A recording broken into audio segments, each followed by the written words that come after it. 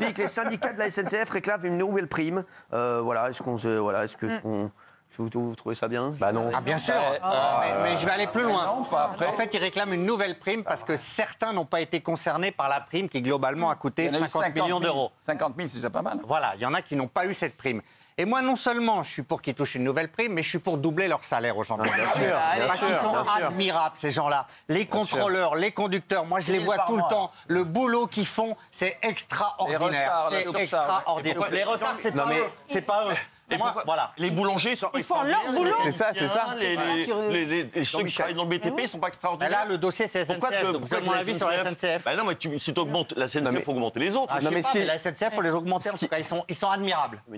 Oui, Guillaume. Ce qui est choquant, c'est après le succès des JO. Donc, parce que les JO se sont bien passés, ils veulent une prime. Donc, ils sont tellement conditionnés à se foutre en grève, à gueuler pour tout et n'importe quoi, que quand ils se font acte de présence et qu'ils sont juste là et qu'ils font leur travail, ils veulent plus. Mais va dire ça à une caissière, à un boulanger, une caissière, elle a bien travaillé, elle a scanné ses articles, elle va dire je veux une prime ce soir, mais parce que j'ai bien fait ma journée. Ça n'existe pas, Gilles. Faut arrêter au bout d'un moment, faut être raisonnable. Mais si vous êtes contre les gens de la SNCF, vous non, pas du tout. Mais ils sont déjà.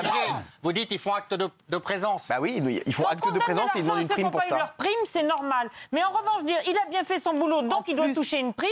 Alors ça vaut pour les agriculteurs, ça vaut pour les soignants, ça vaut pour tout le monde. Elle a mué, elle. Et du coup, Gilles, toi qui es bien renseigné, la prime, elle est payée par qui et par quoi? Par nos impôts, du coup. On peut pas, en fait. Voilà. Non, mais Gilles Verdez, il veut. Que la SNCF Il veut des mecs qui sont en situation irrégulière, qui se font refaire le nez, les dents, les oreilles. Voilà. Il veut des squatteurs partout, tranquilles, qui rentrent, tranquilles. Merci, au revoir. Merci, monsieur. Un petit soda quand même? Non, c'est bon, merci. Il veut que tout le monde soit augmenté et tout le monde ait des primes. Ça, on veut bien, à la limite. Vous savez quoi, moi, comme j'ai dit toujours, moi, je pense qu'il faut remettre l'argent dans les poches des Français. Parce qu'il n'est pas des primes, augmenter les salaires. Il n'est pas dans les poches. Oui, exactement. Il faut augmenter les salaires. Pas une nouvelle prime. Et moi, je suis pour, et je dis un salaire minimal. Oui. Franchement, un haut salaire minimal. Ouais. Voilà. Et oui, mais ça, pour ça, il faut augmenter tout le reste aussi. Il faut augmenter tout le reste. Et il faut aussi les mecs aussi qui sont dans les entreprises et les chefs d'entreprise, il faut qu'ils jouent le jeu. Parce qu'à un moment, si on les aide, les mecs, celui qui augmente pas ses employés, eh ben tu vas voir, je vais lui mettre un malus qui va le calmer bien comme il faut. Moi je ferai ça. Comme sur les voitures. Le mec, tu lui dis voilà, on va te mettre vraiment des aides incroyables. Voilà, d'accord. Mais par contre, derrière, je veux vraiment que je vais venir dans ta société, je veux voir tout le monde avec le sourire, tu vois. Et je veux que tout le monde me dise ah bah non, je gagne très bien ma vie. Sinon, tu lui mets un malus, tu vas voir quand il va s'il va rigoler. Bah oui les mecs, mais aujourd'hui, il faut obliger les patrons et les grands chefs d'entreprise à augmenter. Mais pour qu'ils puissent le faire, tous les mecs qui sont étranglés. Donc forcément, ils ne peuvent pas augmenter parce que c'est trop cher. Alors les gens du MEDEF, ils viennent de le dire justement hier. Monsieur Martin, je crois qu'il s'appelle Arthur. Le président. C'est ça, c'est Martin. Et il a dit justement qu'ils sont prêts à faire un effort pour la nation, etc. Je trouve ça plutôt pas mal. Bien sûr. Mais c'est pas ça qu'on demande. Bernard, merci, vous êtes très gentil. Mais c'est pas de ça dont je parlais. Non, vous avez raison. Je disais, là, vous parliez des impôts sur les grandes entreprises. Je préfère, moi, ne pas les faire payer plus d'impôts. Je pense que c'est une énorme connerie. Excusez-moi, c'est une énorme connerie de faire payer encore aux entreprises qui gagnent de l'argent un énorme impôt. Moi, je préfère leur dire, vous n'allez pas payer plus d'impôts, mais vous allez donner plus d'oseille aux gars qui travaillent chez vous. Voilà. Et l'équivalent des impôts que vous deviez payer, vous allez le donner aux salariés. Voilà. Je préfère dire ça. Et moins de dividendes aux actionnaires. Non, mais et des aides aussi pour les mecs. Ouais. Pour aider les entreprises pour qu'ils puissent augmenter. Exactement. Parce que tu vas leur rajouter des impôts, qu'est-ce qu'ils vont faire les mecs? Qu'est-ce que t'expliques? Les mecs, c'est pas des abrutis. Mais vous croyez quoi?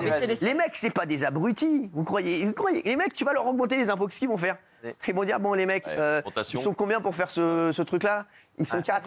Ils vont passer à 2, parce qu'avec les impôts qu'on a, vous en mettez 2 dehors. Vous croyez quoi? Les mecs, c'est comme ça que ça va se passer. Et le gars, tu le récupères au chômage. Tu es obligé de le payer derrière au chômage. Le gars derrière, tu le récupères au chômage. Encore un virus. Alors que si tu donnes aux salariés, il va dépenser en France. Il ne va pas défiscaliser. Il va bouffer son argent. Et au moins, je veux des mecs qui kiffent. Au moins, à Noël, tu vas avoir des salariés qui vont pouvoir acheter des cadeaux à leurs enfants, qui vont venir avec le sourire à l'entreprise. Mais là, tu vas augmenter les impôts. Tu crois que les chefs d'entreprise, vous croyez qu'on est des idiots? Non, mais sans rigoler. Non, mais franchement, vous croyez qu'on est des débiles? Je vais vous dire, il va réunir son état-major, il va dire les mecs, combien ça coûtait? Ça vous coûte combien les impôts là par an en plus? D'accord? Bon bah les mecs, vous me trouvez cet argent-là, ok? Donc vous me virez des mecs, j'en ai rien à foutre. Ah oui, voilà. Mais c'est certain.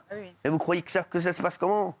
Et sachant, là vous avez parlé des grands patrons, mais il faut rappeler que la plupart des chefs d'entreprise sont parfois plus pauvres que leurs salariés. Ils n'arrivent même pas à se payer. Et il y a quelque chose qui est insupportable, qui est vicieux dans la manière dont le système traite les gens, c'est que les squatteurs, vous parliez des squatteurs agiles, les squatteurs, ils peuvent squatter, ils ne payent pas leur loyer, ils ne payent pas leurs amendes, etc. Un chef d'entreprise, je parle d'un petit chef d'entreprise, tu as un jour de retard d'URSSAF, le lendemain tu as un huissier de justice. Exactement. Et comment on explique ça ? Comment on explique ça ? Les gens qui bossent, qui se donnent du mal, qui parfois gagnent un SMIC, voire moins, on les défonce à l'URSSAF, et qui créent de la richesse. Et les squatteurs, c'est tranquille, installe-toi, je te sers une camomille et je te truc. C'est n'importe quoi. Après, moi, je suis un peu déçue parce que Gilles, il m'a pas dit comment payer la nouvelle prime. Oui, mais vous avez raison. Non, il t'a dit même mieux, il t'a dit je double le salaire des mecs de la SNCF, je les mets à 4 000 € par mois. Avec quel argent, Gilles ? Et vous imaginez si Gilles Verdez gérait la France ? L'argent de qui ? Là, on serait là, c'est pas Bruno Le Maire. On trouve où l'argent de cette prime ? Quelle catastrophe, ce mec. Il faut tout revoir. Quelle catastrophe, ce type. Non, mais franchement. Mais vous le trouvez où, l'argent ? Dans votre cul ? Non, mais quand Non, même pas, mais...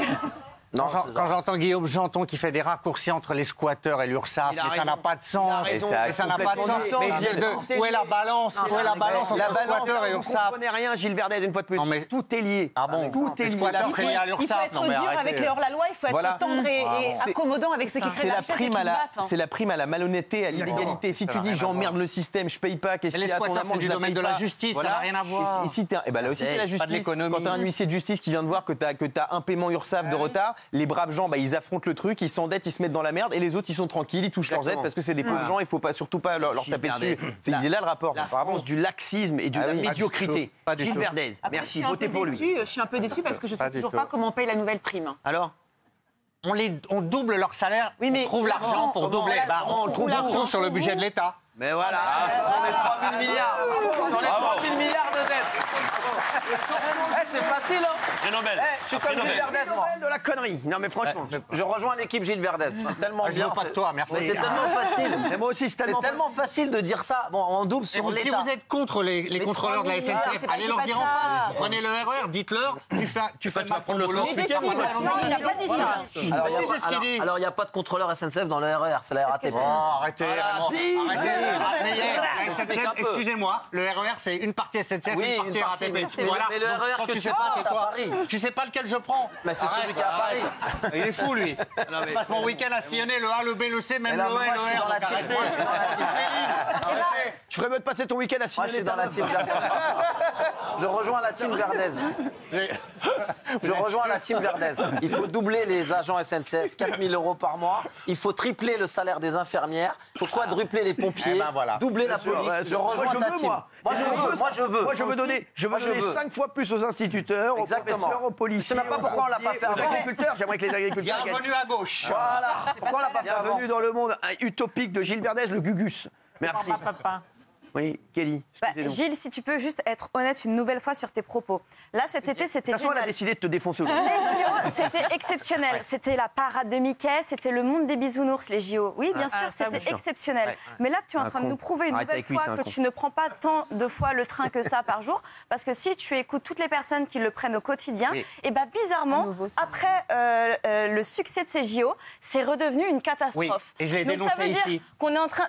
alors, ça veut dire qu'il faut récompenser ce qui s'est passé pendant les JO, et que malgré la catastrophe qui est revenue en temps normal, et ben on doit continuer à donner des primes. Alors en fait, on justifie un truc qui était normal cet été et qui n'est plus normal là cet hiver, et tu es en train de justifier ça. Il faut les JO tous les jours, tout le temps. C'est-à-dire des gens à chaque wagon, des entreprises de sécurité à chaque arrêt. Vous payez ça comment ? Mais qui les paye ? Et on trouve l'argent.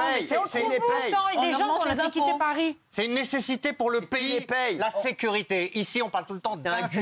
Tu dis des bêtises. On augmente les impôts. Mais qu'est-ce que tu parles de sécurité ? Tu t'accueilles des squatteurs chez toi, de Gugus. On n'a pas de sous pour acheter des scanners à l'hôpital Georges Pompidou. Et toi, tu veux mettre un mec dans chaque wagon. Déjà, viens, on achète des trucs pour les hôpitaux déjà. Mais si vous vous foutez de la sécurité des gens ou des bien-être des gens dans le RER, allez-y. Tu veux que je te dise la vérité ? Là, tu es sur le mauvais chemin. Parce que sécurité, je peux te dire que là, c'est pas ton domaine. Si, je peux te dire, mais t'es un Gugus. Avec qui veulent désarmer le roi des laxistes. Tu veux désarmer les policiers, tu veux qu'ils aient des pistolets à eau. Attention, je vais te mouiller le nez. Non, mais attends, vas-y, tais-toi. Allez, vas-y, vas-y. Va faire le marché, là, allez. Va faire le marché, là. Non, mais attends, va faire le marché. Va faire le marché aujourd'hui, ouvre-eux, qui n'ont qu'à l'ouvrir pour toi. Non, mais c'est rien. Mais va faire le marché, va. Il n'y en a pas, je peux pas aller faire le marché. C'est pas que le dimanche, le marché, Gilles. C'est pas que le dimanche. Le mardi et le dimanche. Donc là, on est mardi, c'était ce matin. Voilà. Là, tu vois, toi, tu connais pas la vie. C'est pas que le dimanche. Je te dis que c'était le marché ce matin.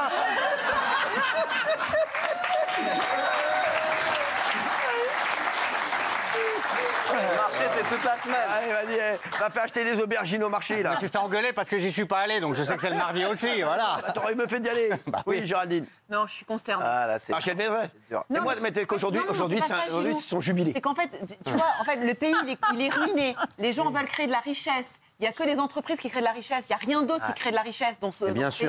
Et toi, tu veux matraquer les entreprises, augmenter les impôts. En fait, c'est complètement dans l'autre sens, en fait. Tu comprends? Mais les gens comme Gilles Verdez pensent que l'argent public est un puissant fond, en fait. Mais il faut se faire tourner la machine à billets. Voilà. Et moi, j'aimerais bien que les gens, que Antoine Armand, le nouveau ministre de l'économie, il traite cet argent comme si c'était son argent. Quand t'as pas les moyens d'acheter un truc, tu l'achètes pas. Et là, on entend tous les jours des mecs qui disent mais ça, c'est une économie de 3 milliards, oh, c'est rien. Ça, c'est 2 milliards, ça, c'est rien. Bah si, désolé, si c'était ton argent, tu les dépenserais pas. Par exemple, Cyril Hanouna, il a une entreprise, il a des salariés. Tu penses que quoi? Qu'il faut qu'il soit plus matraqué, qu'il paye plus de charges? Parce qu'il n'y a pas de solution. Il faut trouver l'argent où, en fait? Alors, Cyril Hanouna à part, tous les autres chefs d'entreprise, oui.